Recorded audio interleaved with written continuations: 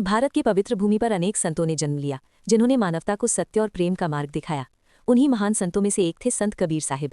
वे केवल संत ही नहीं बल्कि समाज सुधारक, कवि और सच्चे भक्त भी थे। उनकी वाणी आज भी लोगों के दिलों में प्रकाश भरती है।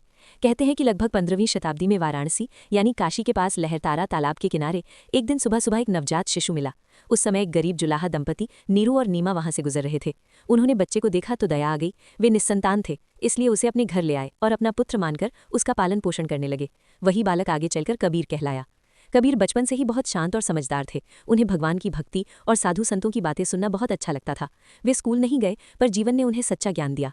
वे अपने माता पिता की तरह बुनाई का काम करते थे, पर मन हमेशा प्रभु भक्ति में लगा रहता था। उस समय समाज में ऊंच नीच, जात पात और अंधविश्वास बहुत था। लोग धर्म के नाम पर लड़ते थे। कबीर को ये सब अच्छा नहीं लगता था।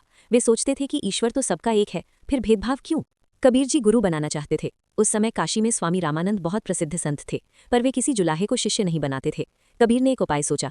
एक दिन वे रामानंद जी के घाट पर सीढ़ियों पर लेट गए। सुबह जब रामानंद जी स्नान करने आए तो उनका पैर कबीर से टकराया और उनके मुख से निकला राम राम।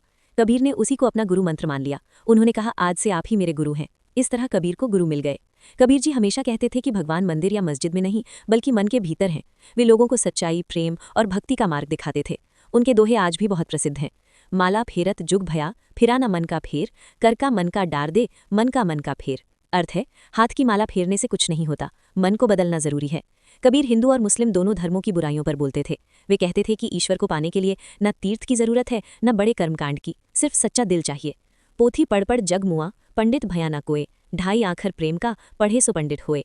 अर्थ है, किताबें पढ़ने से कोई ज्ञानी नहीं बनता, प्रेम ही सच्चा ज्ञान है। उनकी सच्ची बातें कई लोगों को पसंद आती थीं, पर कुछ लोग नाराज भी हो जाते थे। कई बार उन्हें सताया गया। एक बार राजा ने उन्हें नदी में फेंक दिया, पर वे सुरक्षित बाहर आ गए। दूसरी बार हाथी से कुचलवाने की कोशिश की गई, पर हाथी शांत हो गया। इन चमत्कारों से लोग समझ गए कि कबीर सच्चे संत हैं। कबीर सादगी से जीवन जीते थे। वे मेहनत करके कमाते और जरूरतमंदों की मदद करते थे। उन्होंने कभी धन या प्रसिद्धि की चाह नहीं रखी। उनके लिए सबसे बड़ा धन था राम नाम। धीरे धीरे उनके शिष्य बढ़ते गए। लोग दूर दूर से उनकी वाणी सुनने आते।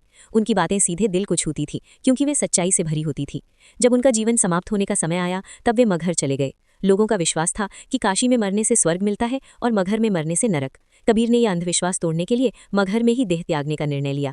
जब उनका देहांत हुआ तो हिंदू और मुसलमान दोनों उनके अंतिम संस्कार को लेकर झगड़ने लगे।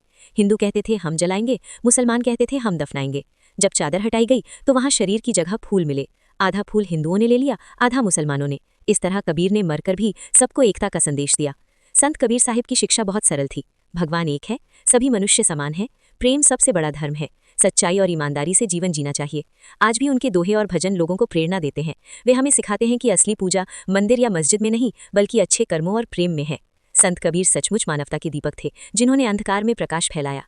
उनका जीवन हमें सिखाता है कि सच्चाई और प्रेम से बड़ा कोई धर्म नहीं।